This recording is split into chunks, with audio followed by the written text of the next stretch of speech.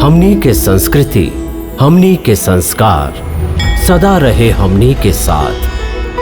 भारत के महान ग्रंथ और काव्य सब के संपूर्ण संकलन सब्सक्राइब करें तिलक।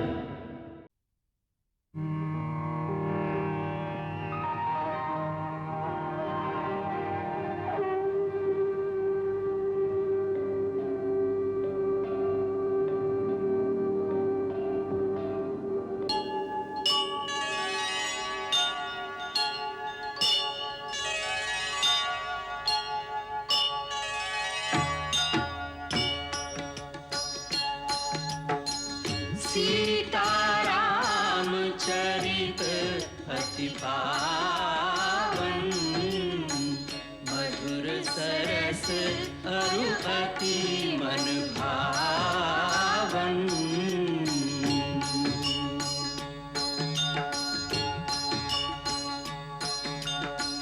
पुनि पुनि कितने हो सुने सुनाए, की प्यास बुझत न बुझाए।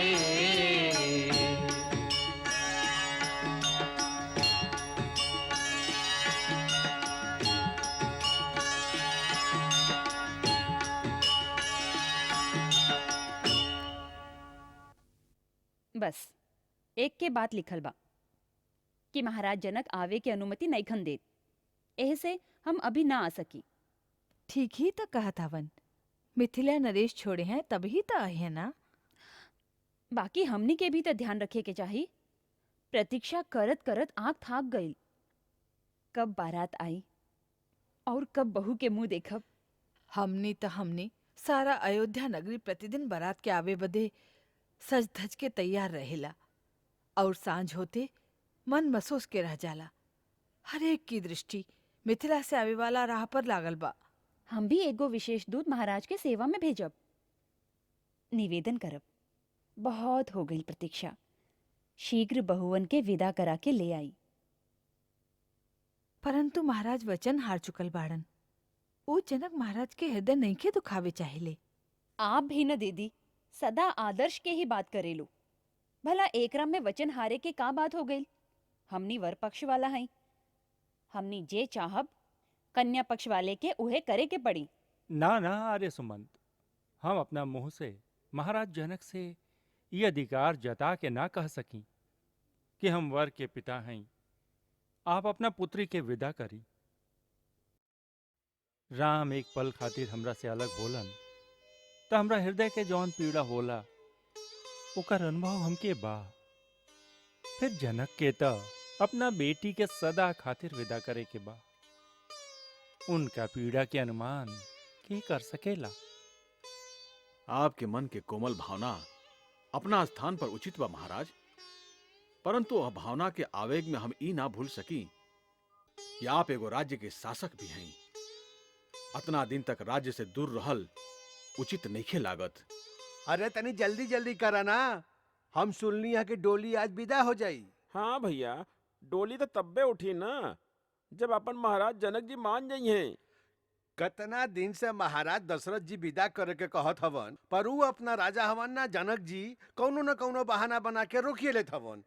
अरे भैया, अगर अपन बस चले तब बेटी भेजले ही ना जाए। अरे बेटी के जाते ऐसन होले, कौनो बाप महतारी के भेजे के जीव ना करे और नहीं रख सके। बेटी के ब्याह के खुशी भी होला और ओकरा विदा करे घड़ी छाती फाटेला। ऊ जेकरा के माया कहल जाला नु, ओकरे असली रूप बेटी है।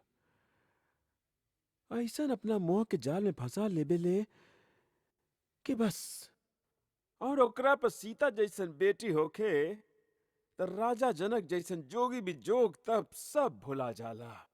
अगर आप जैसन राजयोगी भी एह मोह जाल में फंस जाई तो संसार में नीति की रक्षा के करी। महाराज, आपके देख के तो सारा संसार जीवन मुक्त होके के शिक्षा पावेला। मुनिराज, बड़ से बड़ योगी, बड़ से बड़ शूरवीर भी पुत्री वियोग के चोट सहन ना कर सके। अपन कलेजा के टुकड़ा निकाल के केहू के दे देहल आसान बा, परंतु पुत्री के घर से विदा कैल बहुत कठिन बा। राजन, आपके मन के अधीरता के अनुमान हमके बा, परंतु अपना हाथ से कन्यादान कैला के बाद पुत्री पराई हो जाली। अब वो केहू और के धरोहर हो गईली है। आप जैसन ज्ञानी के ई बात समझावे की आवश्यकता नहीं खे। अच्छा बात बा मुनिराज, अच्छा बात बा। सतानंद जी, महारानी से कहा राजकुमारी सबके विदा करे के तैयारी करस।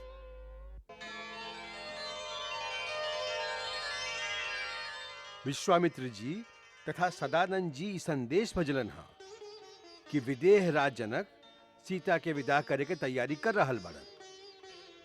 महाराज, अब चारों राजकुमारन के रनिवास में भेजी, जेमे ऊ लोग बहुवन के विदा करा के लिए आवे। पिता तोह के अतना देले हवन कि तीनों लोक में ओकर शोभा हो रहल बा, पर माई त तोह के खाली नारी धर्म के ज्ञान ही दे सकेली, जे जीवन के हर मोड़ पर तोह के कर्तव्य और धर्म के रास्ता दिखाई। सबसे पहले ई याद रखिए कि स्त्री खातिर पति से बड़ा और कौनो भगवान ना होवे। ओकरा आपन पति के छोड़ के कौनो साधु, महात्मा, देवता या भगवान के पूजा करे के आवश्यकता नहीं खे। स्त्री के परम कर्तव्य एक ही है कि ऊ आपन स्वार्थ त्याग के केवल उहे काम करे जेकरा से ओकर पति के कल्याण हो। इहे ओकर पूजा है, इहे ओकर तपस्या है। शास्त्र में नारी खातिर पति के सेवा के अलावा और कौनो तपस्या के विधान नहीं खे। जे स्त्री मन, वचन और कर्म से पूर्ण पतिव्रता होले, ओकरा केहू के आशीर्वाद की आवश्यकता न होखे। देवता भी ओकरा से डेरालन और भगवान त स्वयं ओकर आज्ञा के अधीन होलन। पति के कर्तव्य पालन में स्त्री के उनकर सहधर्मिणी बनके उनकर साथ देवे के चाहिए। स्त्री के चाहिए कि उनका माता पिता के सम्मान करे, उनकर सेवा ही सबसे उत्तम धर्म है। सास ससुर पद पंकज पूजा, या सम नारी धर्म नहीं दूजा। नीति शास्त्र कहेला कि राजा और पति से उनकर रुख देख के बात करे के चाहिए। गलत समय में ठीक बात भी कहल जाए तो ओकर परिणाम अच्छा ना होखे। सबसे आखिरी सीख है बेटी कि ससुराल के ही आपन घर समझी है। वहां रह के कभी अपना नैहर के बड़ाई मत करी है, अपना नैहर के बड़प्पन मत जतई है। ओहिजा इतना मन लगई है कि तोह के अपना नैहर भुला जाए। महारानी जी, चारों राजकुमार विदाई करावे राजमहल में आ गए बाड़न। महाराज कहली हाँ कि राजकुमारी के विदाई खातिर तैयार कर दी।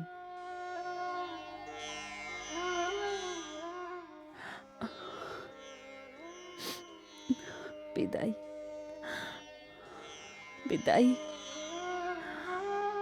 हाँ। इनका सहेलियन से कह दे कि इनका के खूब सजा दे लोग। ऐसन अवसर फिर कब्बो ना मिली।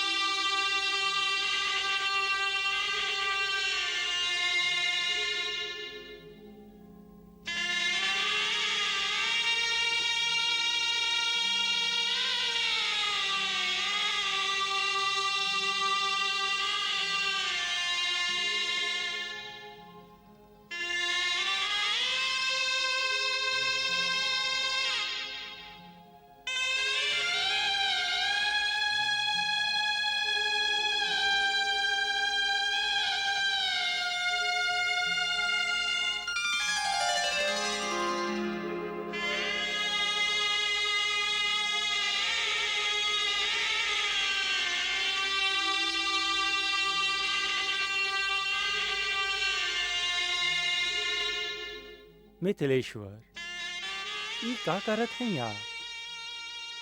आपके स्थान तब बहुत ऊंचा बा।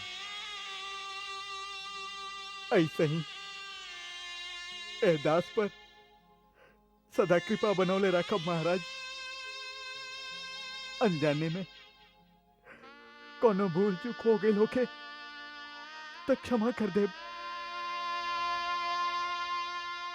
सीता, उर्मिला, मांडवी, श्रुति, कीर्ति, चारों बहन पिता माता के लाड़ प्यार ही जनले बाड़ी। ससुराल के अनुशासन रीति नीति समझे में संभव बा थोड़ा समय लगे। ए चारों बच्चियन के आपन सेविका समझ के उदार भाव से अपना चरण में स्थान दे महाराज। ई तक घर के लक्ष्मी हलो। लक्ष्मी के स्थान चरण में ना, सिर माथे पर होला। विदेह राज, लोग एक लक्ष्मी की कामना करेला। आप तो चार चार लक्ष्मी देके अयोध्या के राजश्री के 4 गुना कर देले हैं। ई ता आपके उदारता हो महामुनि। कन्या के पिता तो केवल यह कह सकेला, ए चारों के अपन परिचारिका समझब। ना महाराज जनक, हम तो अयोध्या के होखे वाली महारानी के लेके जात हई। इनका आदर सत्कार वैसे ही होई जैसे एक महारानी के होखे के चाहिए। आप उदार हैं, महान हैं।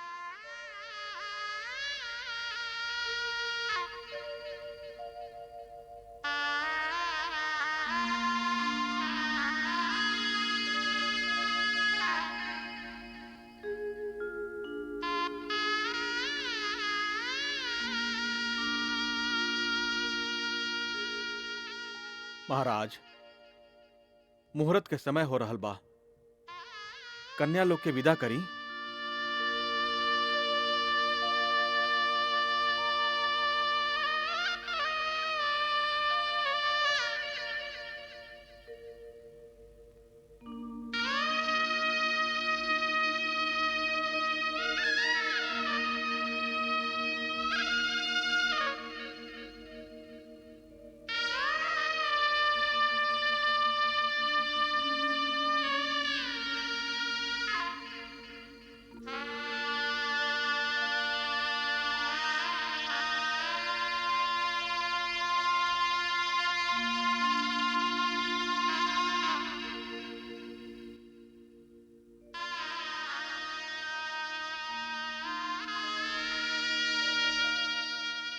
बेटी, हमारे एगो बात याद रखी है। तोहर कोनो भी आचरण से तोहर पिता के लाज और ससुराल के कीर्ति के धक्का ना लगे।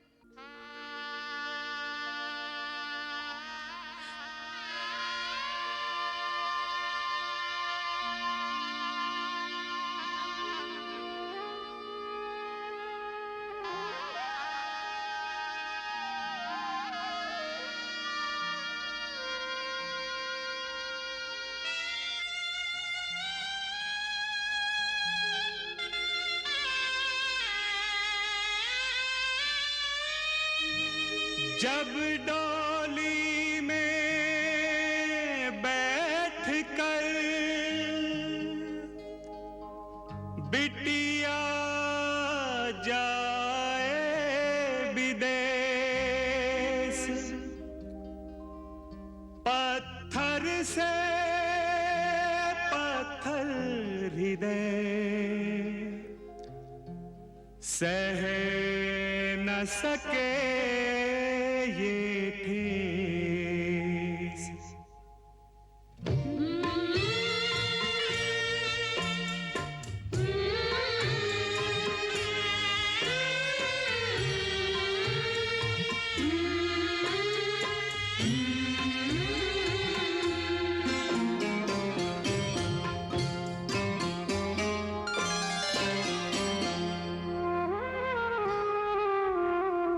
राम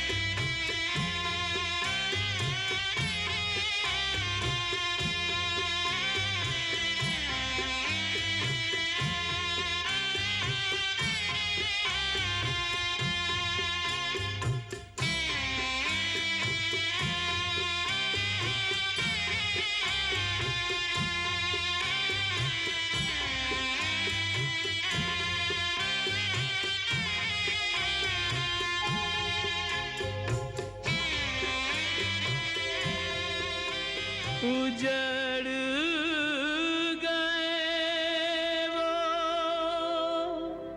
महल वो गलियां जिनमें सिया का बचपन बीता।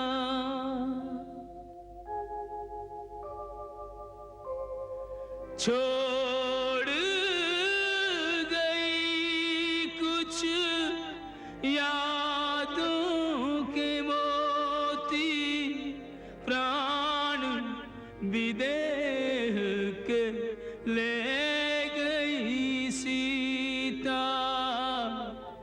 टूटा टूटा जनक बेचारा सारी खुशियाँ भई रे पराई, भई रे पराई।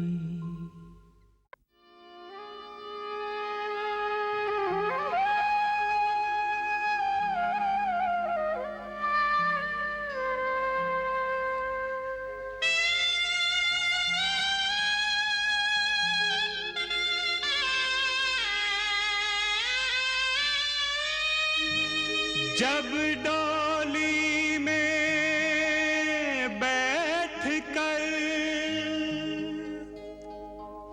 बिटिया जाए विदेश, पत्थर से पत्थर हृदय सह न सके ये ठेस।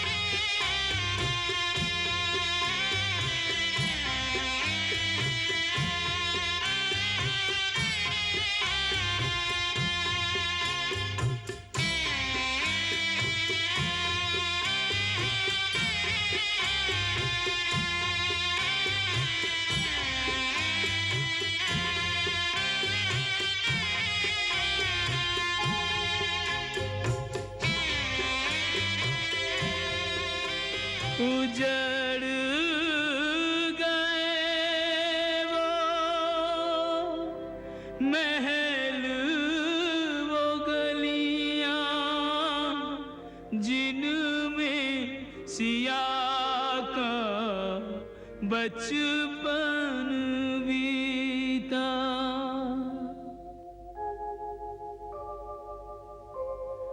छोड़ गई कुछ यादों के मोती प्राण विदेह के ले गई सीता।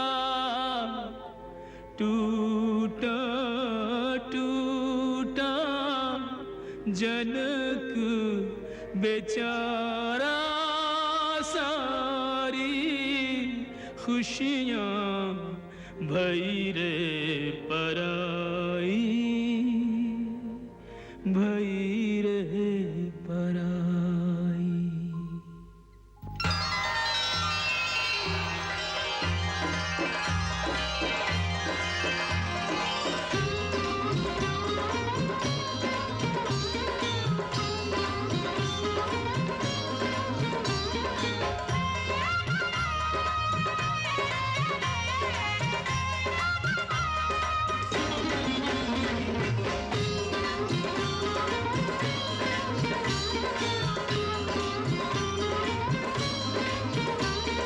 एहि विधि सब ही देत सुख आए राज दुआर।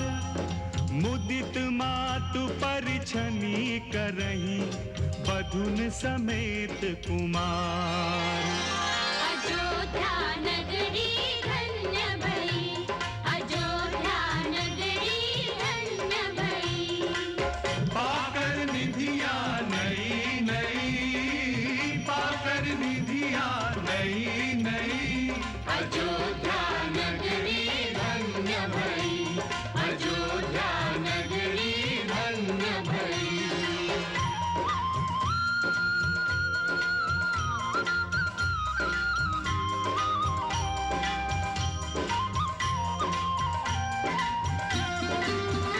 निगम नीति कुल रीति करी अर्घ पावड़े देत। बधुन सहित सुत परिछी सब चली लवाई निकेत। अयोध्या नगरी धन्य भई, अयोध्या नगरी धन्य भई। पावन बेला मंगलमयी, पावन बेला मंगलमयी। अयोध्या नगरी धन्य भई, अयोध्या नगरी धन्य भई।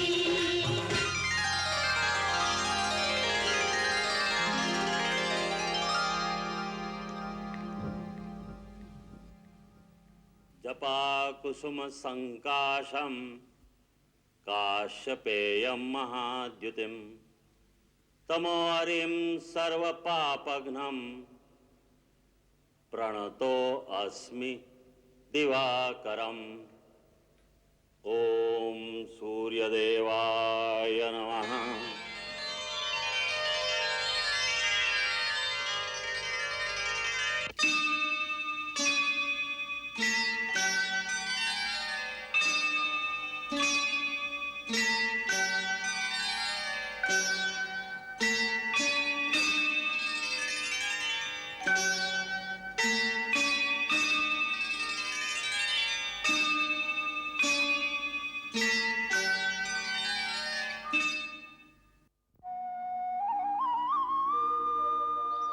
दीदी, राम सबसे बड़ हवन, ऐसे उनकर नेकचार सबसे पहले हो जाए के चाहिए।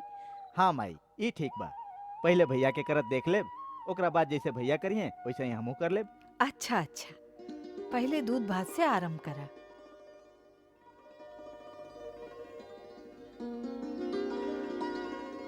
सीता बेटी, अपना हाथे दूध भात पहले राम के खियाव और ही घुल मिल के एक हो जा लोग। ल खियाव।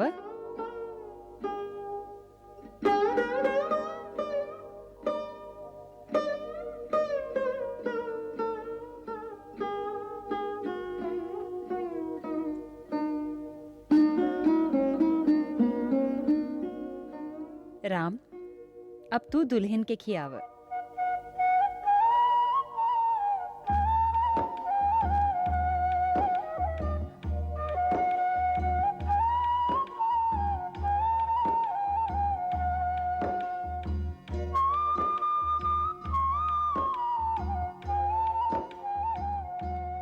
दीदी, अब भरत से कह ऊ खियावस।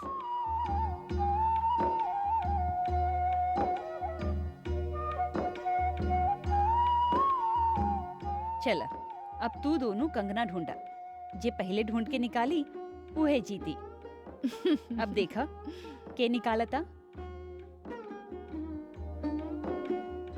चल चल, जल्दी से ढूंढ के निकाले लो। सीता बेटी, ढूंढ ला। जल्दी कर। हाथ बढ़ाओ भैया, जल्दी करा ना तो भाभी जीत गई हैं।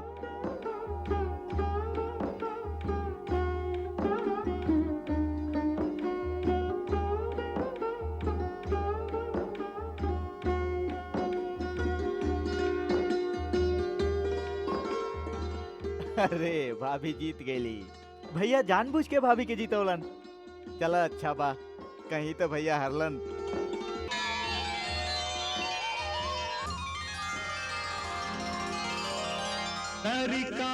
श्रमित उनीद बस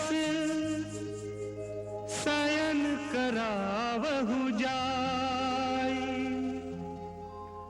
अस कही गए विश्राम गृह राम चरण चितुलाई।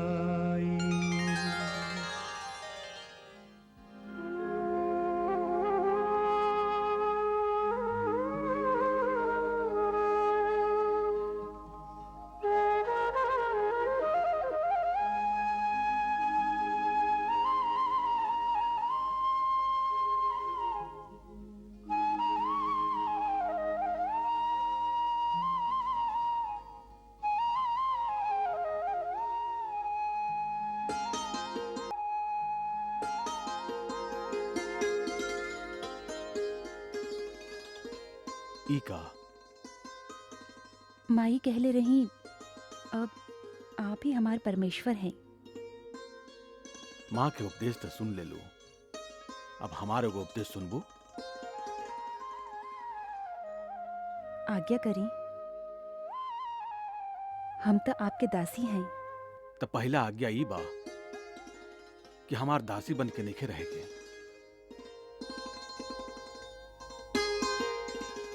हमार अर्धांगिनी, हमार मित्र, सखा, साथी बन के हमरा साथे चलिहा। हमरा हर अच्छा काम में हमार साथ दिया। और यदि हम कभी पथभ्रष्ट हो गईनी तो हमके भटके से रोकिया। एगो अच्छा मित्र, एगो अच्छा साथी के यह कर्तव्य है।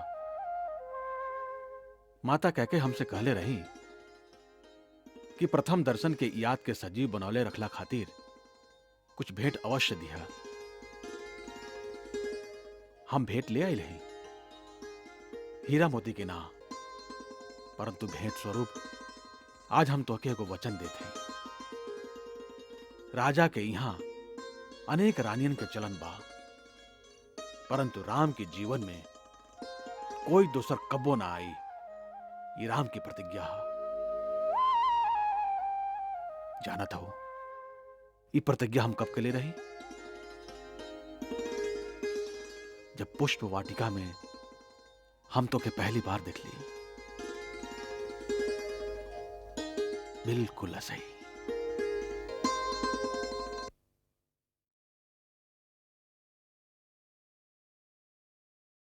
हम कहते रह के महाराज जनक के वो करुण मुद्रा याद आ रहल बा। आंख में आंसू ले ले, हाथ जोड़ ले, हमरा सामने खड़ा रहन। उनका बहुत चिंता रहे कि उनका राजकुमारियन का संगे अयोध्या में कैसन बर्ताव होई। आप तक केवल महाराज जनक के ही बात सुन ले हो खब, परंतु महारानी सुनैना के मन में कतना चिंता होई, एकर अनुमान आप ना कर सकी, हम कर सकत हई। स्त्री के वेदना स्त्री ही समझ सकेली। हम विदेह राज के आश्वासन देले रही कि उनका बेटियन के हमरा के यहाँ कबो कोनो कष्ट ना होई। कौशल्या, हमारी वचन निभावल अब तोहार काम बा।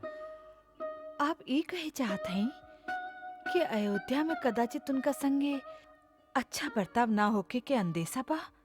ना ना, हम तो ये सोच भी ना सकी, परंतु केवल अच्छा बर्ताव ही तो पर्याप्त नहीं है। सारा जीवन लाड़ प्यार में बितावे के बाद लड़की जब अचानक एगो नया घर में आवेले तो ओकरा अंतर में कतना घबराहट होत होई। के कैसन बर्ताव करे, के का कही, यह सोचत होई। यह समय उनका क्या आश्वासन देवे के हो जेकरा से उनका लागे कि उनका अपना घर से भी अधिका दुलार एहिजा मिले। तू सबसे बड़ हो, ऐसे ही जिम्मेदारी हम तो के सौंपत हैं। जैसे पलकन के बीच आंख के पुतली के संभारल जाला, और सही एह चारों के अपना प्यार के अचरा में लपेट के रखी है। आप निश्चिंत रहीं, वो लोग थोड़ी के दिन में मिथिला के भुला जाए हैं। इस भाग के साथ रामायण के बाल कांड समाप्त होता। अब अगला भाग से अयोध्या कांड आरंभ हुई, जे चित्रकूट में श्री राम और भरत के मिलाप तक पहुंची। हमरा विचार से त रामायण में अयोध्या कांड सबसे महत्वपूर्ण कांड है, काहे कि यह वो कांड है जेकरा में जीवन के मूल्य, मान्यता, असूल और मूल के परख हुई। एकरा में आप देखब कि एक और स्वार्थ मनुष्य के कहां से कहां तक गिरा सकेला, तो दूसर ओर त्याग और बलिदान ओके इतना महान बना सकेला कि वो स्वयं भगवान से भी ऊंचा दिखाई देवे लगे। अयोध्या कांड में ऐसा ऐसा मार्मिक स्थान बा कि मानव के क्रूरता, ओकर स्वार्थ देख के छाती फट जाला। फिर भी ओकरा में एगो मिठास बा, एगो काव्य बा, एगो अलौकिक रस बा। हमके आशा बा कि हमरा त्रुटियन की ओर ध्यान न देके आप वो अलौकिक रस के आस्वादन करब। यही विनय के साथ जयराम जी की।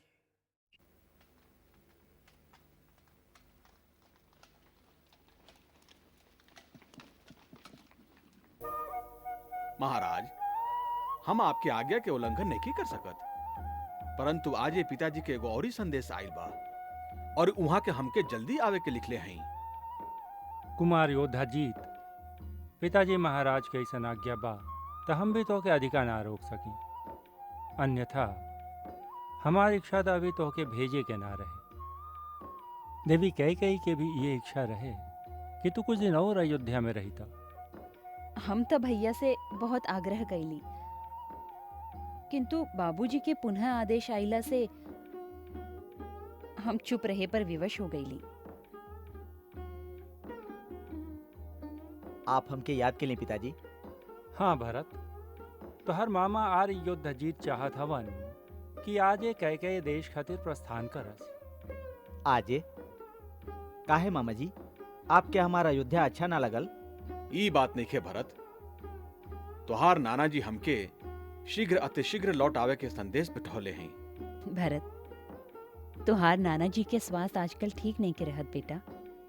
उ तू लोग के देखे बदे बड़ा इच्छुक बाड़न। भैया के आजुए प्रस्थान करना अति आवश्यक बा। तू दोनों लोग जाके माता कौशल्या और सुमित्रा से जाए के आज्ञा ले ला। सबसे पहले राम भैया और भाभी से विदा मांगब। अच्छा।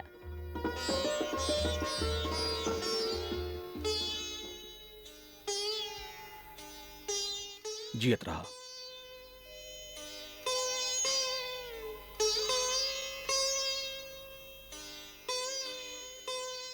आपसे विदा लेवे आए हैं भैया। हम और शत्रु आज मामा जी के साथ जात हैं। आखिर मामा जी ना मन ली, हमसे छीन के ले जाए थे तुहन लोगन के। अच्छा जा, कुछ दिन ननिहाल में आनंद से बिता के आवा। ओहिजा के आनंद में भी आपके याद तक क्षण भर खातिर भी ना जाई भैया। जीव चाहता हमार दो हिस्सा हो जाए, एक हिस्सा एहिजा आपके चरण में पड़ल रहे और दूसर नाना जी के आज्ञा के पालन करे ननिहाल चल जाए। भैया एह चरणन के छोड़ के तो स्वर्ग भी अच्छा ना लगी। तोहरा बिना हमके भी कहाँ अच्छा लगी, परंतु नाना जी के मन राखल भी तो आवश्यक बानू। जाना था वो भरत, हमार भी मन बहुत करता तोहनी के साथे चले खातिर। ऐसन लागता कि हम तोहरा बिना अकेला हो जाए। तो फिर चलो ना भैया, कितना अच्छा हुई। परंतु पिताजी के लगे भी तो केहू के रहे के चाहिए ना। जब हम और लक्ष्मण गल रही तब तू और शत्रुघ्न यहां रहा। अब तू दोनों लोग जाताड़ा तो हम और लक्ष्मण माता पिता के सेवा करब।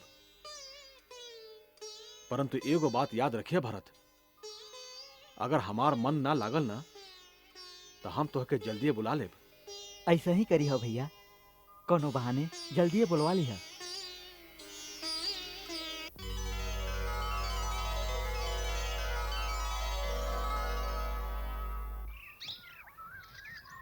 महर्षि, हम जब भी जाए के बात उठाई ले तो महाराज दशरथ कोनो न कोनो विधि बात टाल देलन।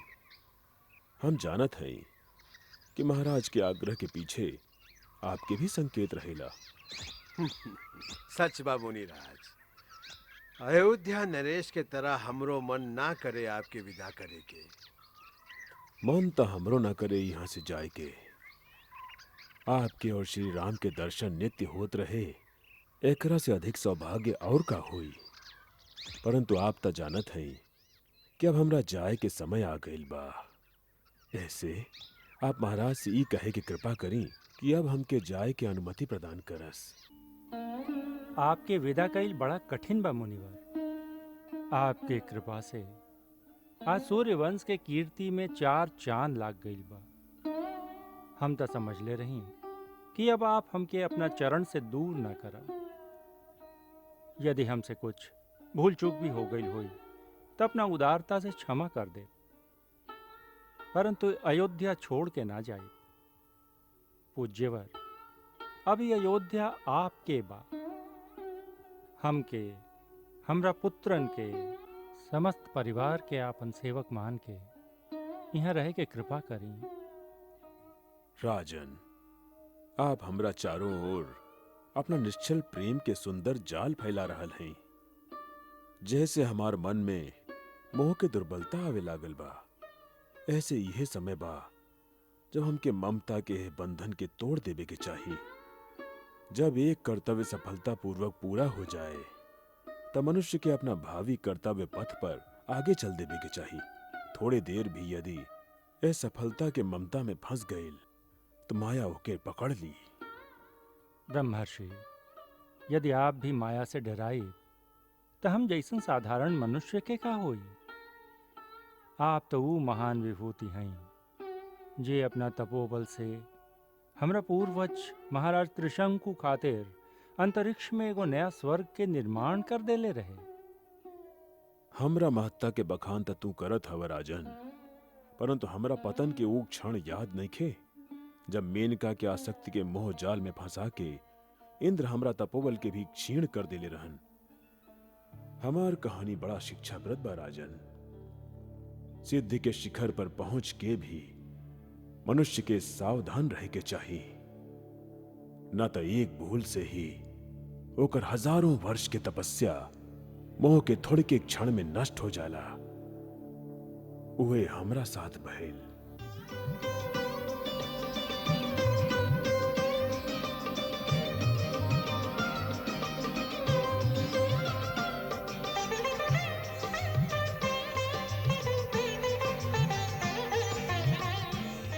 जब मेनका इंद्र के आज्ञा से हमके भरमावे पृथ्वी लोक पर आयल, उस समय हम अपना तपोबल के तेज से दिव्यमान होके पूर्ण सिद्ध हो चुकल रही, जेकरा चलते हमरा अंदर बहुत अहंकार रहे कि हमसे बड़ा कोई नहीं खे।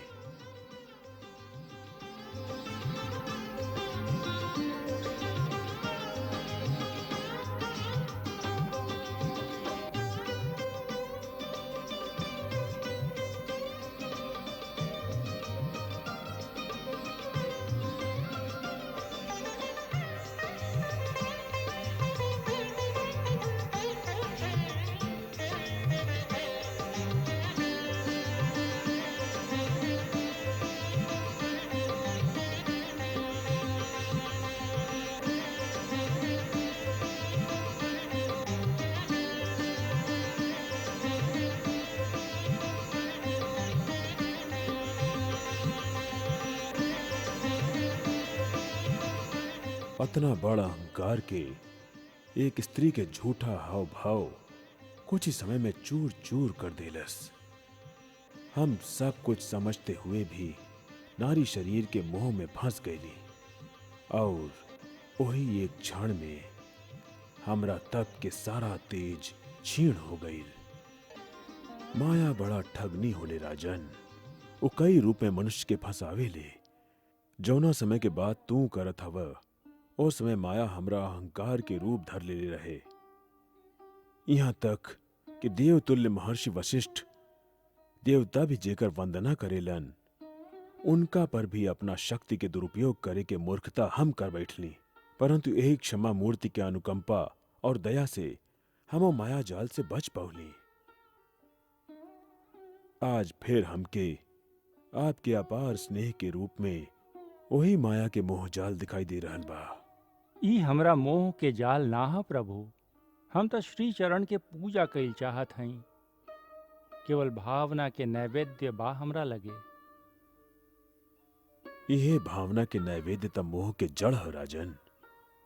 शास्त्र कहेला कि मनुष्य जब अपन सांसारिक कर्तव्य पूरा कर ले तो ओकरा अपना पुत्र, पत्नी, मित्र या परिवार के भावना के बंधन ठीक समय स्वयं ही तोड़ के अपना आध्यात्मिक उन्नति की ओर बढ़ जाए के चाहिए।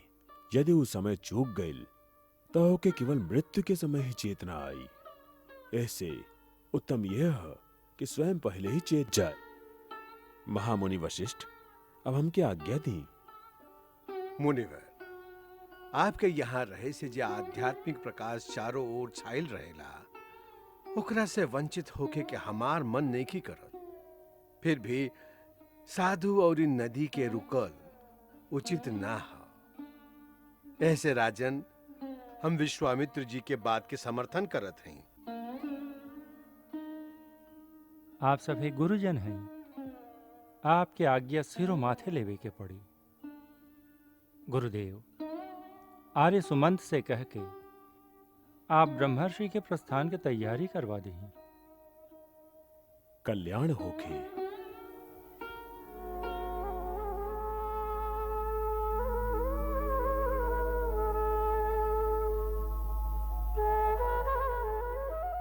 शास्त्र कहेला कि मनुष्य जब अपन सांसारिक कर्तव्य पूरा कर ले तो ओकरा अपना पुत्र, पत्नी, मित्र या परिवार के भावना के बंधन ठीक समय स्वयं ही तोड़ के अपना आध्यात्मिक उन्नति की ओर बढ़ जाए के चाहिए।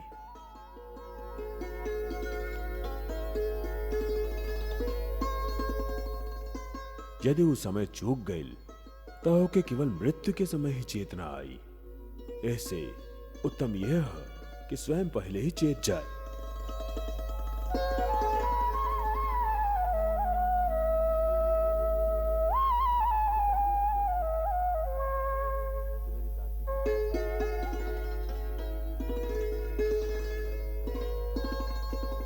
केस पके तन प्राण थके, केस पके तन प्राण थके, अब राग अनुराग को भार उतारो।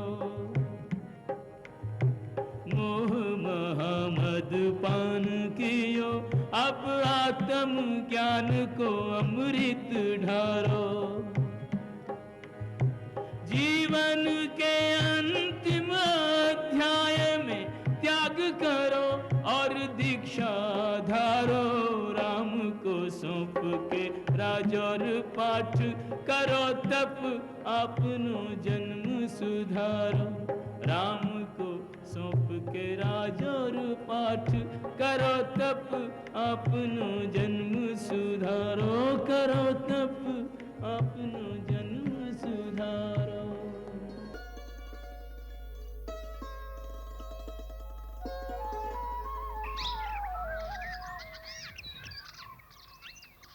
गुरुदेव, महाराज श्री दशरथ जी आश्रम में पधरले बानी। महाराज दशरथ आश्रम में?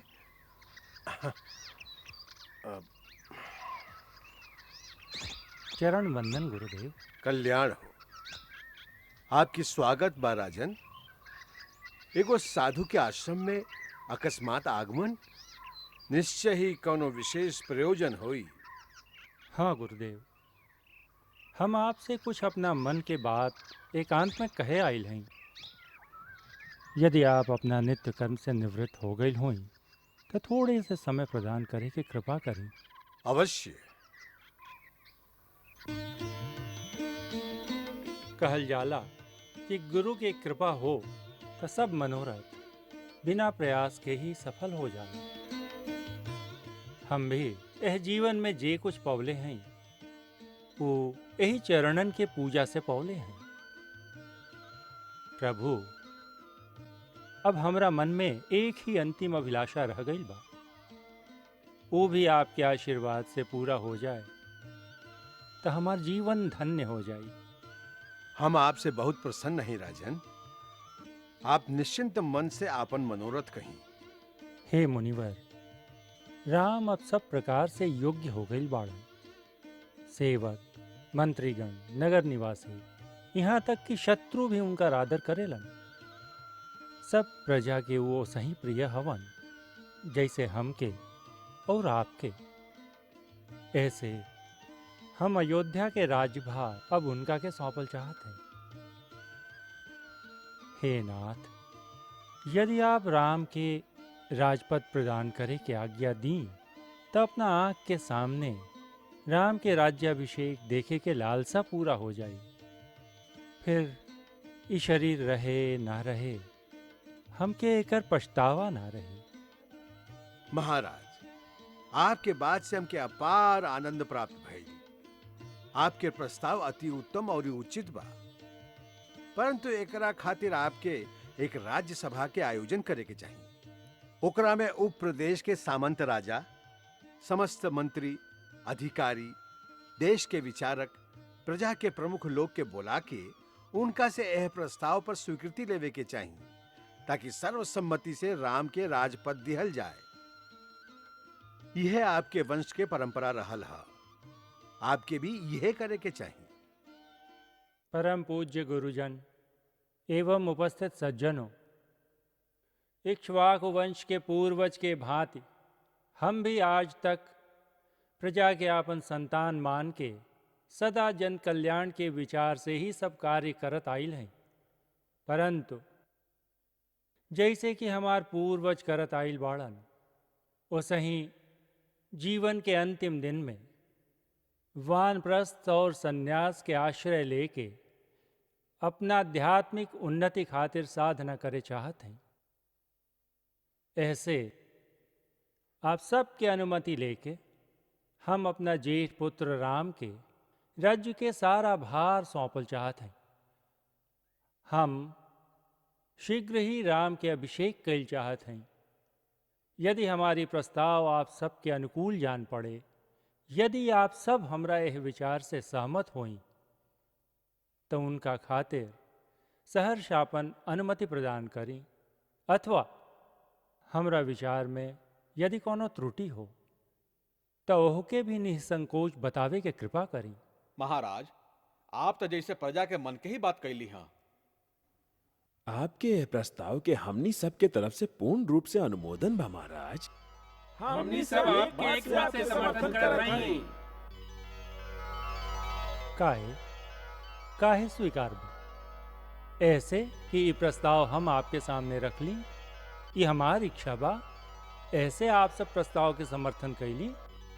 आप कौना कारण से राम के राजा स्वीकार कैल चाहते हैं? हमू जानल चाहत हई। राम सत्यनिष्ठ हवन, सत्यवान हवन और शीलवान हवन। वो कोमल स्वभाव वाले हवन, मीठ और सत्य बोलेलन। ऊ प्रजा के सुख दुख बांटेलन और जे दुखी होला ओकरा के सांत्वना देलन। वो शत्रु से देश के रक्षा भी कर सकेलन।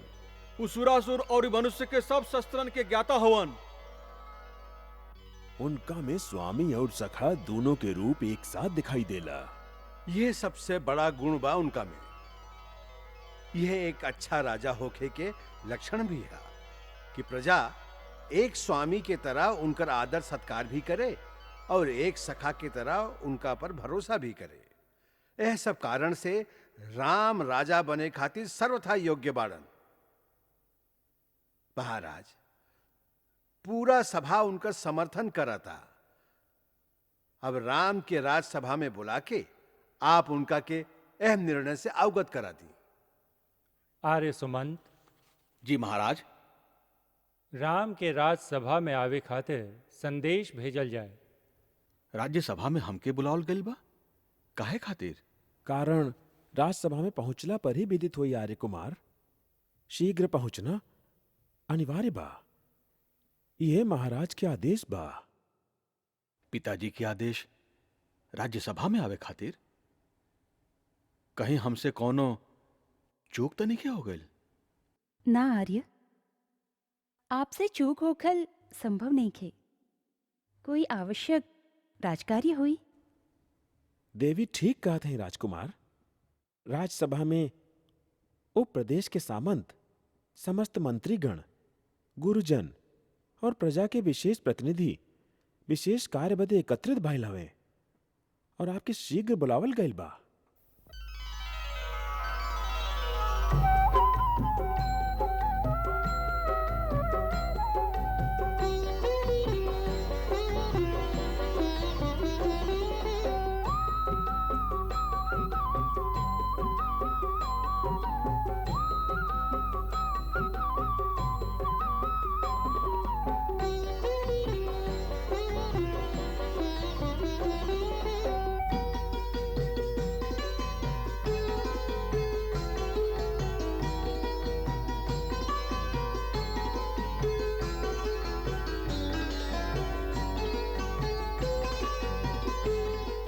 हम आपके पुत्र राम श्री चरण में प्रणाम करते हैं। हम आपके आदेश पर आपकी सेवा खातिर उपस्थित हैं महाराज। आज्ञा करें। राम, सभा में उपस्थित सामंत, मंत्री और प्रजा सब सर्वसम्मति से निश्चय कैलस हा कि तोह के युवराज पद सौंप के तुहार राज्याभिषेक कर दिहल जाए। तोहरे गुण के देखत सबके विश्वास बा कि तू एक धर्मात्मा और प्रजा पालक राजा बनब। तोहरे लोकप्रियता के चलते राजपद ग्रहण करे पर राष्ट्र के अंदर शांति भंग के कौनो आशंका नहीं है और तोहार वीरता के कारण राष्ट्र के सुरक्षा के कौनो भय भी नहीं है। ऐसे तू युवराज पद स्वीकार करके राज्य पद के भार संभारा। पूज्यवर, हमार धृष्टता के क्षमा करें।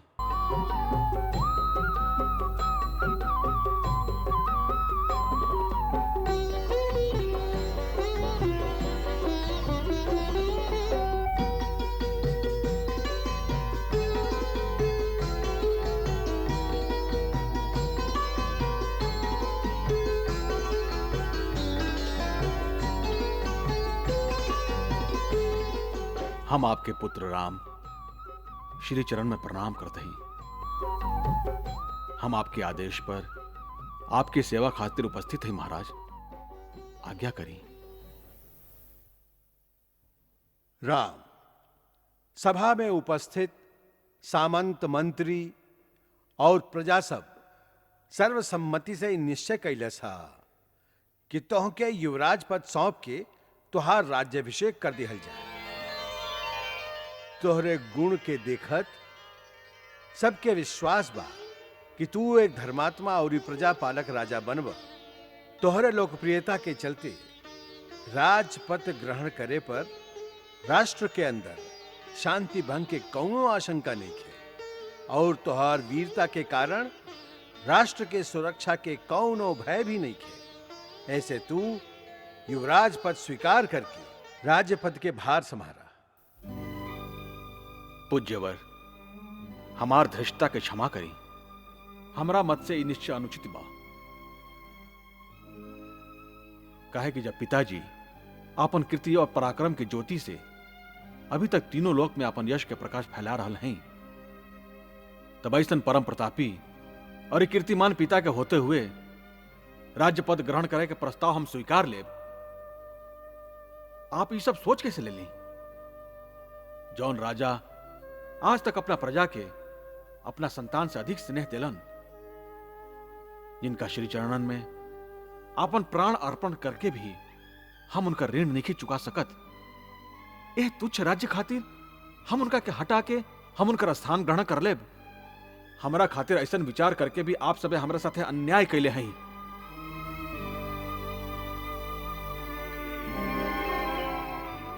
शायद एकरा में आप लोगन के कोई दोष नहीं है। हमरे आचरण में कोनो खोट होई तबे आप सब हमरा खातिर ऐसा अनुचित बात सोच ली। हा एकरा में एह लोग के कौनो दोष नहीं है राम। ये प्रस्ताव हमारा। हम अपना लंबा आयु में नाना प्रकार के भोग ले ली, सैकड़ों यज्ञ और धर्म कार्य कर ले ली, परंतु जब तक राजा बन के सिंहासन पर बैठल रहा, प्रजा के सेवा के ऋण से मुक्त ना हो सकब। अब हम बूढ़ा हो गए हैं, ऐसे प्रजा के सेवा के भार तोहरा कंधा पर डाल के विश्राम कल चाहत हैं। प्रजा के सेवा करे खातिर राज्य पद ग्रहण करके सिंहासन पर बैठल आवश्यक नहीं के पिताजी। जन सेवा तो हम आपके चरण के छाया में रह के भी कर सकीला। भगवान आपके दीर्घायु बनावस, ताकि हम आपके छत्र छाया में रह के आपकी और प्रजा के सेवा करते रहें। पिताजी, हमके अपना चरण के छाया से वंचित मत करी।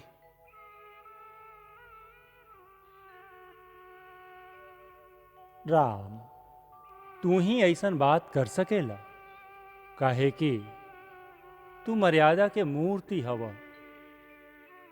परंतु पुत्र, तू अपना पिता के मोह में अपना पिता के हित भुला गईला। पुत्र पिता के मित्र भी होला। यदि मित्र के तरह सोचता तो हमरा कल्याण के बात सोचिता।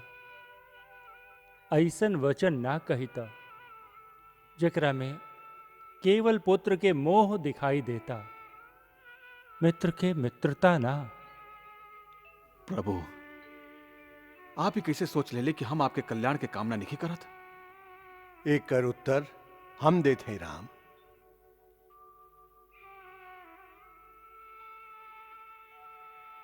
कहीं गुरुदेव, यह संसार में 4 पदार्थ खातिर पुरुषार्थ करे के पड़ेला: धर्म, अर्थ, काम और मोक्ष। वीर पुरुष जब अपना धर्म, अर्थ और काम के साधना करके पूर्ण काम हो जालन, तब उनकर अंतिम कर्तव्य होला कि वो अपन आध्यात्मिक विकास करे। ये जीव आत्मा कहीं और से यह शरीर में आइल बा। यह शरीर के एक दिन मर जाए के बा। ऐसे ओकरा बाद यह जीव के आत्मा से आगे कहां जाए के बा, ओकर विचार करल, आगे के रास्ता के सुधार कईल, ई भी एगो परम कर्तव्य है। एकरा पहले कि मृत्यु आके ओकर सांसारिक बंधन तोड़ दे, मनुष्य के चाहिए कि वो स्वयं ओह बंधन के तोड़ के अपना आत्मा के परमात्मा से जोड़े के पुरुषार्थ करे। का तू ना चाहता रह कि तोहार पिता भी आपन परलोक संवारे के उपाय कर सकस?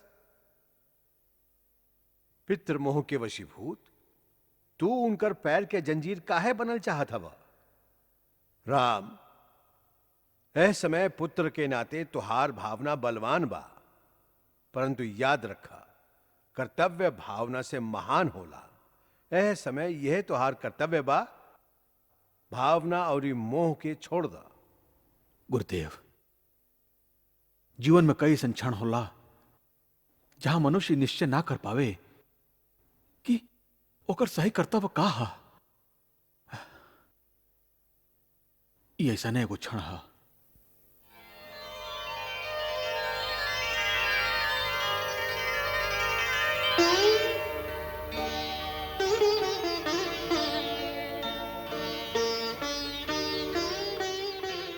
राम, गुरु जे कहतारन ओही में हमार कल्याण बा।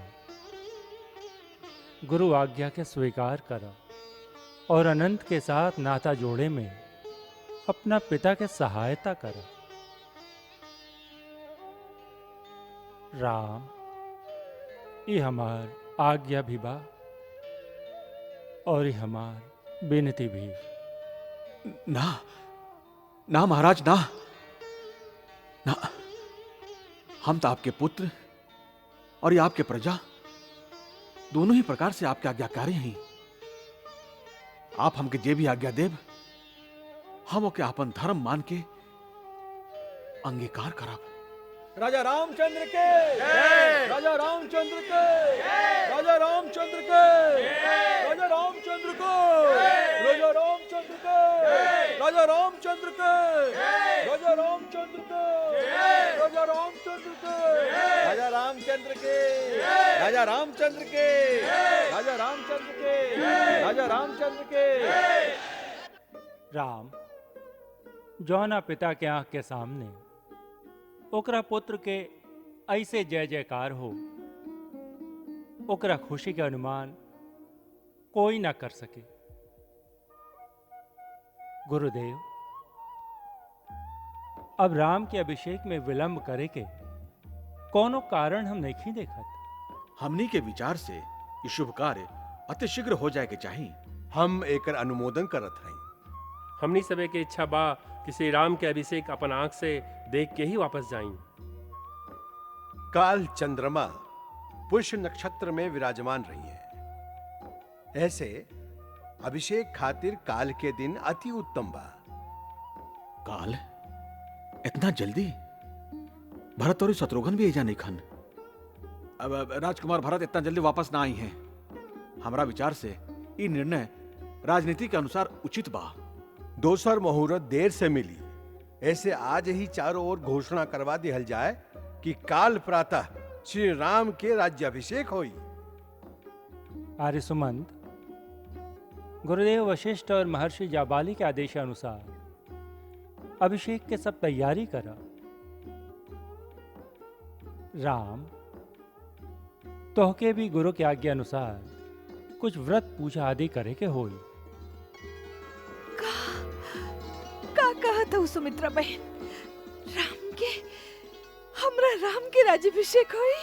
हाँ दीदी, लक्ष्मण ने तो समाचार लेके आइलन है। हाँ बड़की माई, महाराज राज्यसभा में घोषणा कैली है सामंत, मंत्री और सब प्रजाजन के सामने कि काल राम भैया के राज्याभिषेक हुई। सच? हे पुंडरीकाक्ष, हे कमल नयन, ये सब तो हार दया। ला, राम भैया भी आगेलन।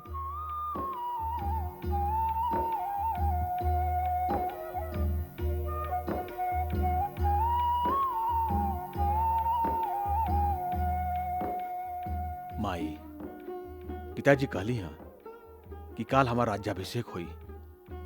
हम आपके श्री चरणन में आशीर्वाद मांगे आए हैं। चिरंजीवी होका हमार लाल, अयोध्या के राजलक्ष्मी से युक्त होके माई लोग के बंधु बांधवन की समस्त प्रजाजन के आनंदित करत रहा।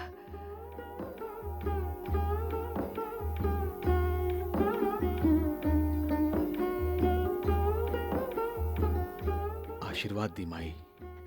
जियत रहा, राजा बनके सूर्यवंश के आभा के और तेजस्वी करा।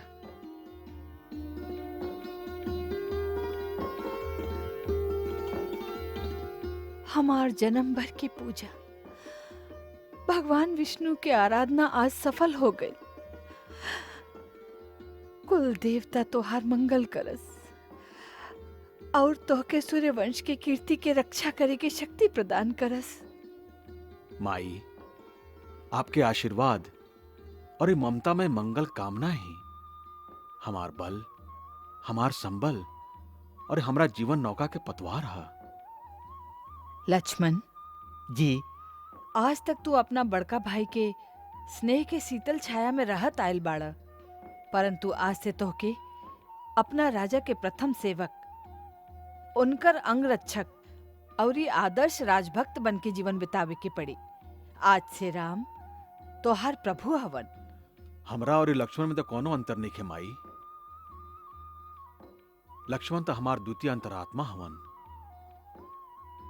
जे हम हई उहे लक्ष्मण हवन। जे भोग हम भोगब, लक्ष्मण सदा समान रूप से ओकरा में सहभागी बनल रही हैं। लक्ष्मण, हमार जीवन, हमार राज वैभव सब तोहरा खातिर है। भैया, हमार जीवन जन्म से ही ए श्री चरणन के सेवा में समर्पित रहल बा और रही भी। राम लक्ष्मण, जाके ये सुखद समाचार सीता और उर्मिला के भी सुना द। हाँ बड़की माई, राजमहल में ये बात हमरा सिवाय केहू के पता नहीं खे। चलो भैया, भाभी सुन के बहुत प्रसन्न हुई हैं।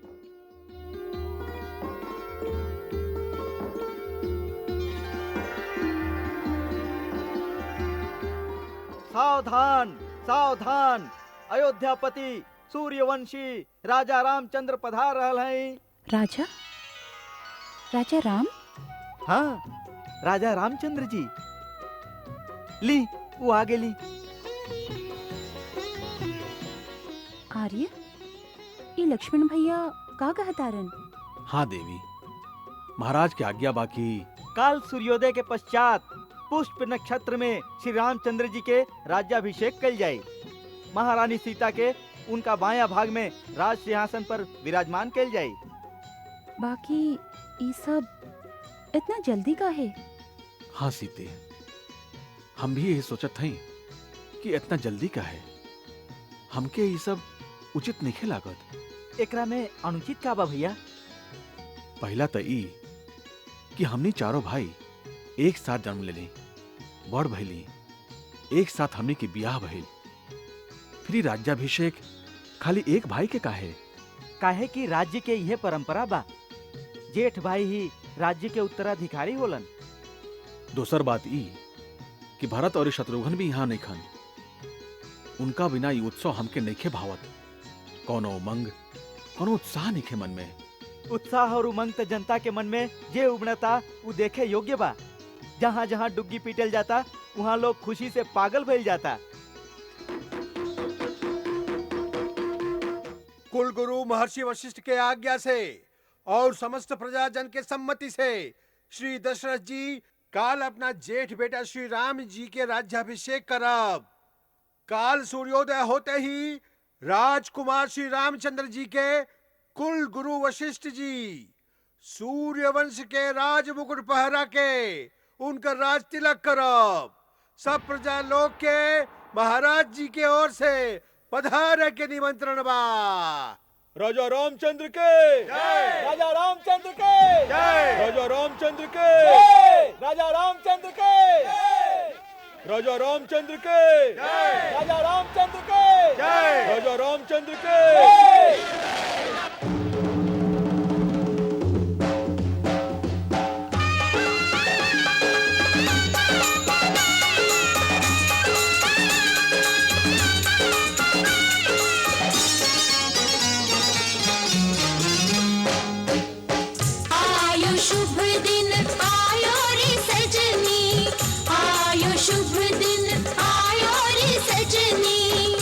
घर बजत बधैया अवध में, घर घर बजत बधैया अवध में, चौदिसी आनंद छायो रे सजनी। आयो शुभ दिन आयो रे सजनी, आयो शुभ दिन आयो रे सजनी।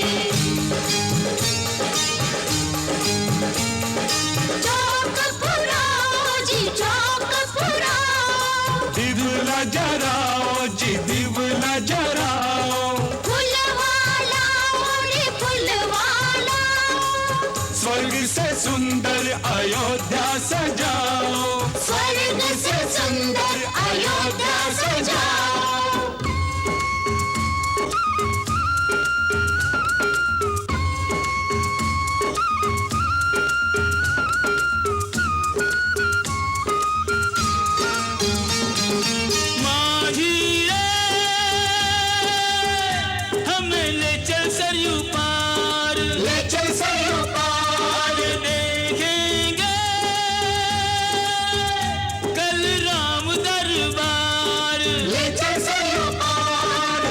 देखेंगे वो दरबार की शोभा, देखेंगे वो दरबार की शोभा, पुण्य जिन्होंने कमायो री सजनी।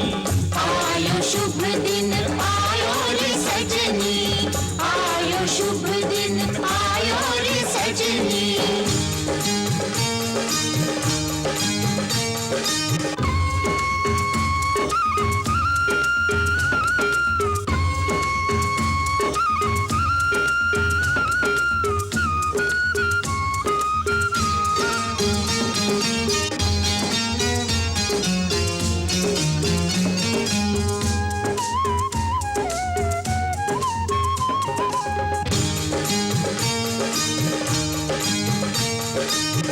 श्री राम से भेंट करेंगे, मस्तक उन चरणों में धरेंगे, रघुबर सबकी पीर हरेंगे, राम जी सबकी झोली भरेंगे, राम जी सबकी झोली भरेंगे।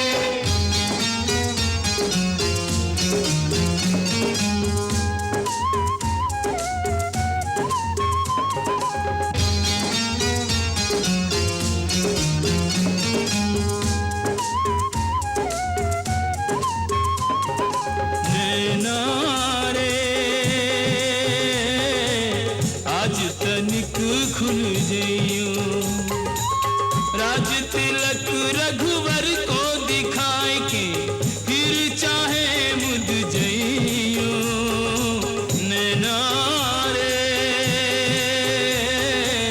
आज तनिक खुल जइयो। आज की रैन कटे नहीं काटे, आज की रैन कटे नहीं काटे, सबको मन अकुलायो रे सजनी।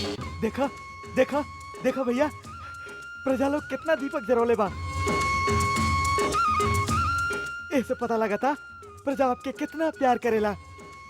लक्ष्मण, प्रजा के ई जे इतना प्यार बा, ओ प्यार के पात्र बनल बड़ा कठिन बा। हमके तो लागत बा कि हमरा जीवन के कठिनतम परीक्षा के समय आ रहल बा। प्यार के मूल्य चुकावे के पड़ेला लक्ष्मण। आज की रैन कटे नहीं काटे, आज की रैन कटे नहीं काटे, सबको मन अकुलायो रे सजनी। आयो शुभ दिन आयो रे सजनी, आयो शुभ दिन आयो रे सजनी।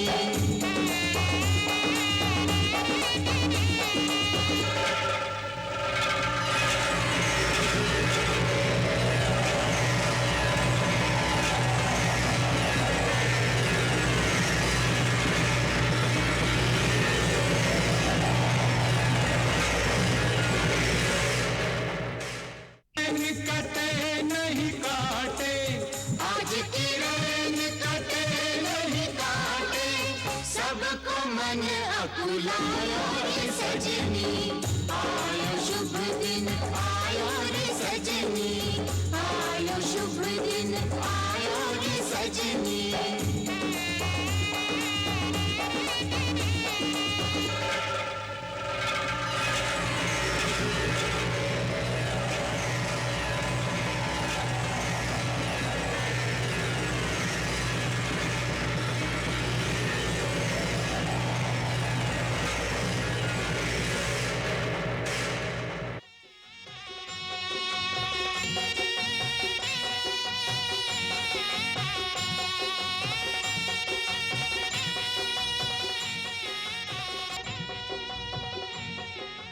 कुबड़ी देखात नहीं के का आँख फूट गइल बा का? मंगल करे खातिर सामने आ गईली। ज्यादा बोलबू त मुंह नोच लेब। अरे कुबड़ी काहे झगड़ा करे तारी? आज तो हंसी और खुशी के दिन बा। कैसन खुशी कैसन खुशी? अरे बुढ़िया आज हमनी के राम राजा बनी है राजा। अरे चल ई तो रोवते रही। राम राजा बनी हो। अरे इहे तो दुख बा। सांप लौट रहल बा छाती पर सांप।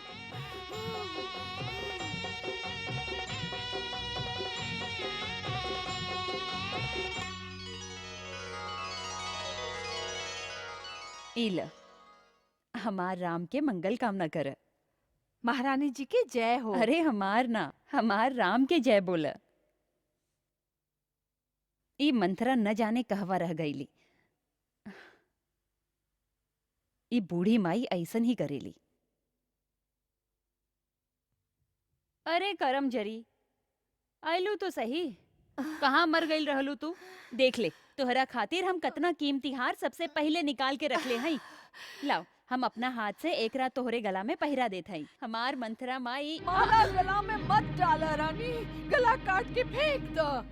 जैसे तोहार खराब दिन अपन आँख से ना देखी। चुप रह। ना ही मालूम का बकबक करत रहेली। बुरा दिन आवे हमार दुश्मन के का। मंथरा तोहार ऐसन हालत काहे हो रहल बा? का भइल तोहके? तोहार ऐसन हालत देख के तो हमरा सचमुच ही आशंका होवे लागल बा। राम तीनों भाई के संगे और महाराज कुशल से तबाड़न ना? वो सब कुशल बाड़न, खाली तो हर कुशलता नहीं के दिखाई पड़त। हम तो खुशी के समंदर में डुबकी लगा रहल हई। हमरा तो बस एक ही बात दिखाई पड़ रहल बा कि हमार राम कब राजा बनी, कब अयोध्या के राज सिंहासन पर बैठी। हाय हाय हाय फूट गई करम। करम जली तोहार रूप अच्छा नहीं खे, कम से कम बात तो अच्छा कही करा। बेकार के गाल बजावत तारी। ओहो लागता तोहके लखन लल्ला कुछ कहले बा। काहे कि हमार राम ऊ तक केकरो भी कड़वा बात कब्बो कहिए न सकस। काहे कही? सबसे मीठ रह कही तो सगरे अयोध्या के राज हड़प पाई। करम जरी तोहार जीप खिंचवा दे, समझ लू। अरे राम बड़ बाना उहे राजा बनी है। और फिर सूर्यवंश के रीत इहे बा। ओह रीति के परिणाम भी सोच ले हूँ कब्बो। राजा बनी राम और भरत बनी दास और तू बनबू दासी।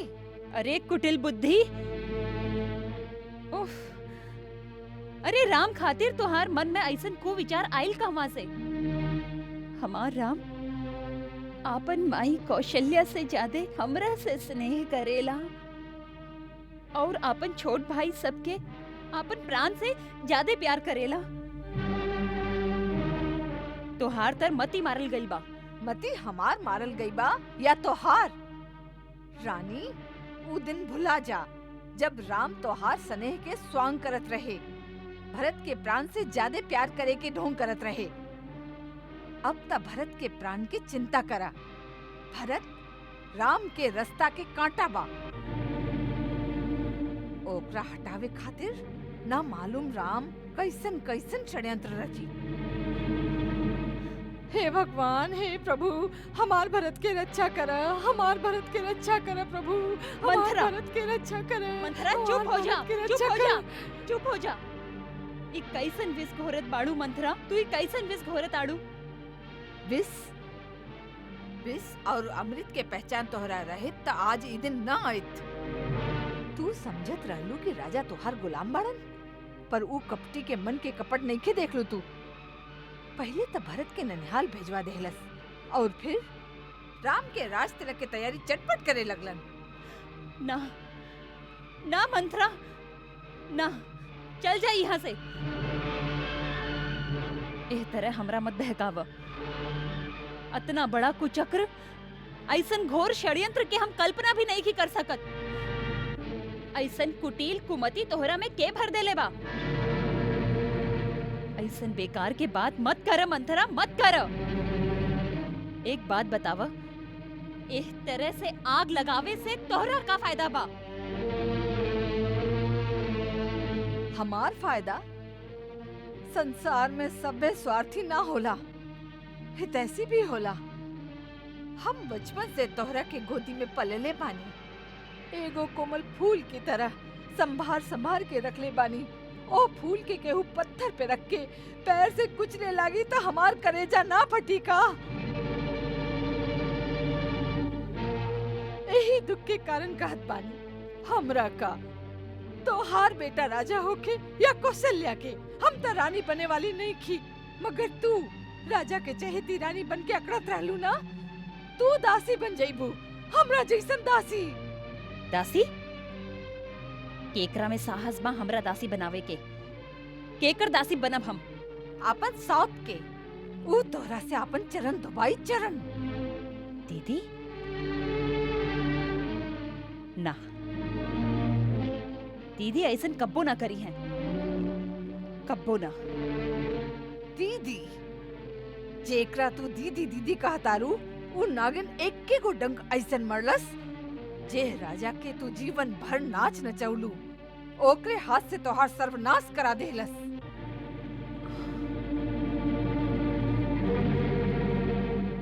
राम के राज तिलक की घोषणा से पहले राजा एह बात के तोहार कान में भनक भी पड़े देहलन। कतना दिन से ही षड्यंत्र चलत होई, एकर तोहरा हवा भी लागे देहलन।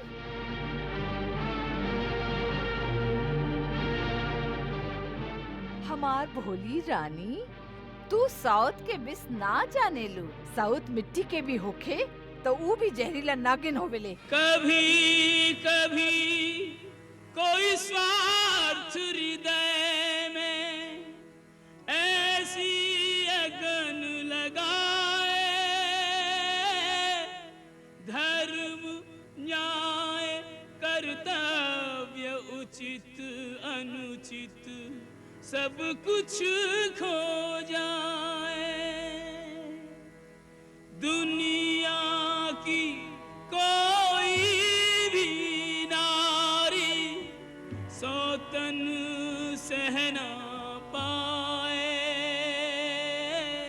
इसी दाहने के कई के भी स्नेह और ज्ञान जलाए, इसी दाहने के कई के भी स्नेह और ज्ञान जलाए।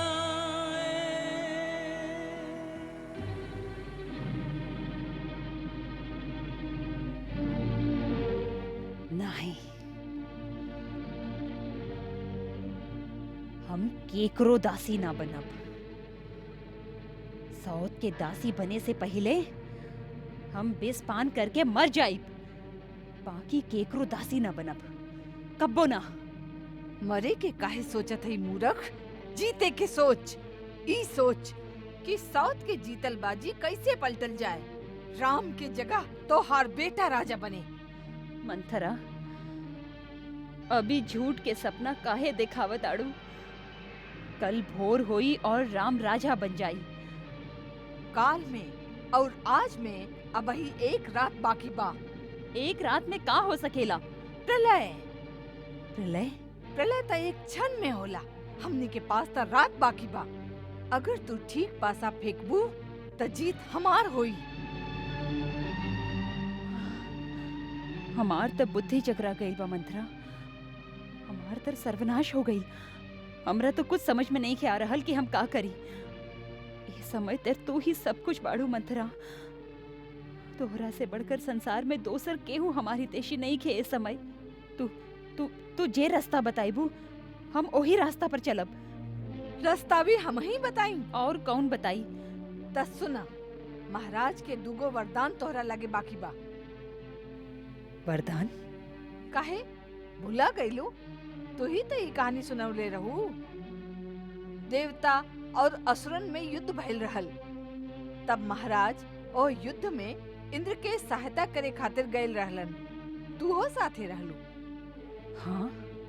हाँ, ओह युद्ध में महाराज बुरी तरह जख्मी हो गईलन और ओहमे मूर्छित हो गईले।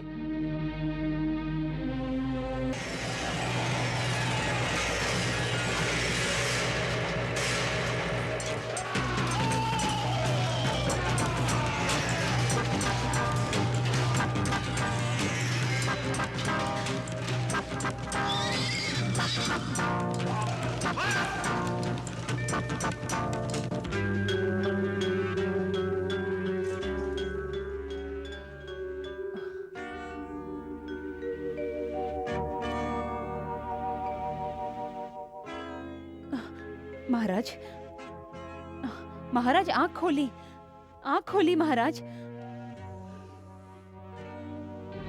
तब तू रथ के ओहवा से बड़ा कुशलता से निकाल के ले आईलू और महाराज के प्राण बचैले रहलू। राजा के शरीर में लागल तीर निकलले रहलू और उनकर प्राण के रक्षा कैले रहलू।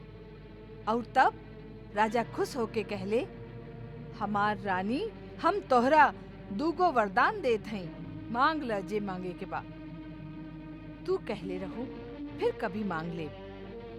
ऊ दू वरदान मांगे के समय आ गइल बा, जेकरा से अपन काम बन जाई। अच्छा, तो हार पहला मांग रही राम के जगह भरत के राज तिलक। वाह मंथरा वाह, तोहार मुंह में घी शक्कर। और दोसर वर?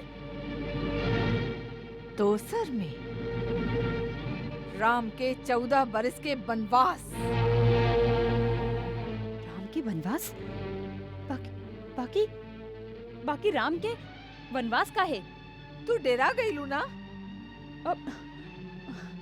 मंथरा रूस मत, हम तो बड़ ना समझ हई।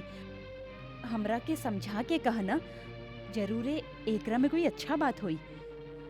ई मोह ममता के समय नहीं खे, कूटनीति के समय बा। राम त अयोध्या के प्रजा पर आपन खूब जादू डाल ले बा।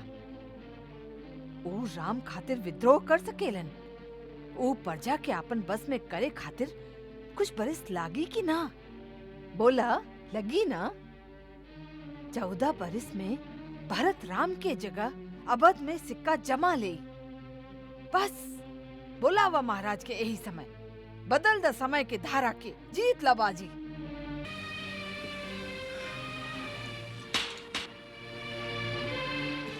जय हो महारानी जी के। जा महाराज जहाँ भी होके उनकरा हमार सनेसा द। महारानी कैकई एही क्षण आपन भवन में बुलावले हई। जा। जी आज्ञा।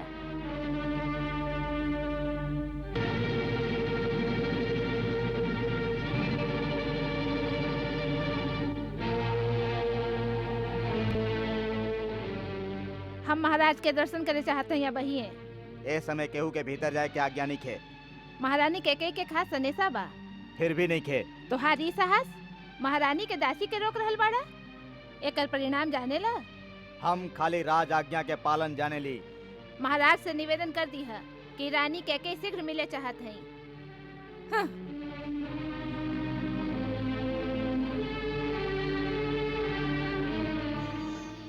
राम, काल तोहरा मस्तक पर राज मुकुट पहिरावल जाई।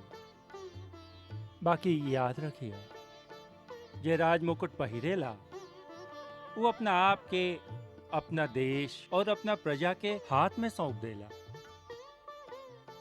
राजा होखे के अर्थ बा सन्यासी बनल, फिर होकर आपन कुछ न रह जाला, सब कुछ देश के हो जाला।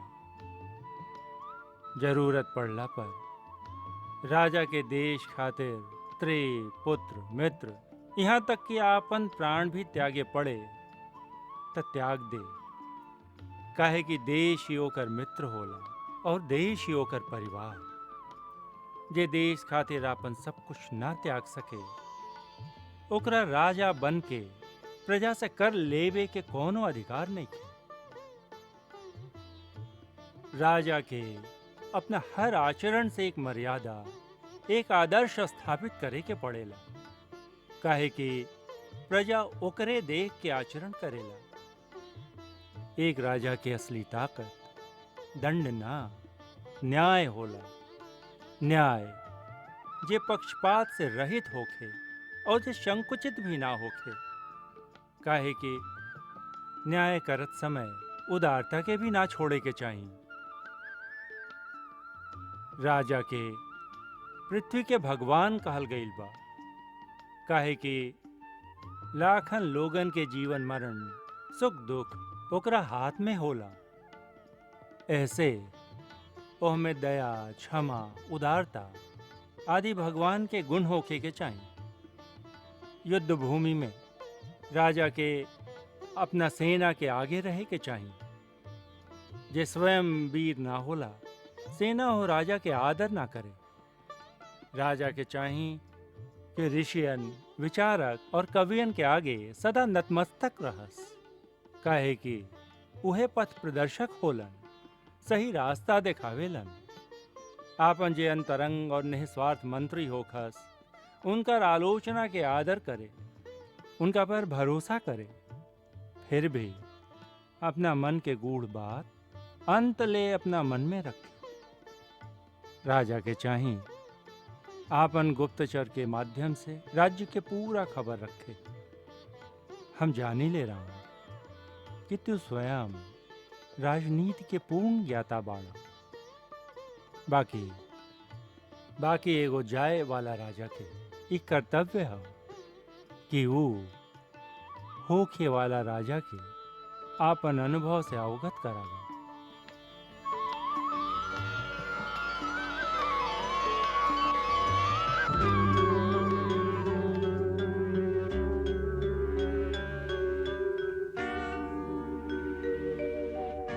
देख लेहलू, महारानी केकई का सनेसा सुन के भी दासी के महाराज के पास नाही जाए देहलस। अभी तो राम गद्दी पर बैठल भी नहीं खे, तब ही हाल बा। हमहू देखी ले कैसे बैठेला उ राजगद्दी पर। इहे तो देखे के बा कि ई उबाल महाराज के मीठ मीठ बात में कहीं ठंडा न पड़ जाए। सावधान रानी, आज पति के चिकना चुपड़ा बात में फिसल गईलू तो जन्म भर करम ठोकत रहबू। अरे वो आवे त सही, पहले आपन दिहल वचन पूरा कराई। हाँ हाँ, उतावली में बाजी हाथ से निकल जाई। उतावलापन कैसन मंथरा, अब समय ही कहाँ बा। फिर भी निशाना साध के तीर चलावे की चाहिए। तब तू ही बतावा हम का करी। ई समय तक सगरी अयोध्या में तोहरा अलावा हमार और केहू नहीं खे। तू जे रास्ता पर हमरा चलेबू मंथरा, हम उहे रास्ता पर चलब। रास्ता तो एक ही बा, तिरिया चरित्र। तिरिया चरित्र दिखावे के बा तब पूरा तरह से दिखावा।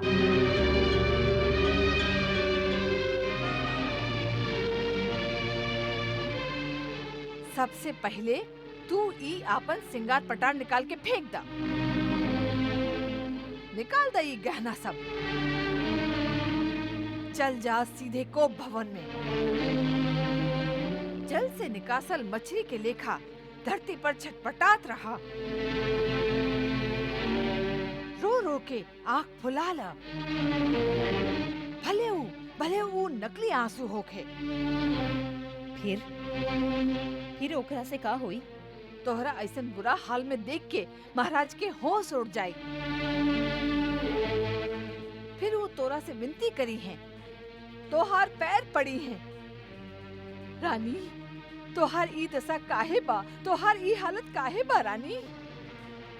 अरे हमार प्राण प्यारी, हमरा से बात त करा। बाकी सावधान, बात मत करी हा, खाली आंसू बहावत रही हा। लंबा लंबा आह भरे हा। तिरिया चरित्र दिखावे के बा तो पूरी तरह से दिखावा। मंगल भवन अमंगल हारी, प्रभु सुदशरथ अजिर बिहारी।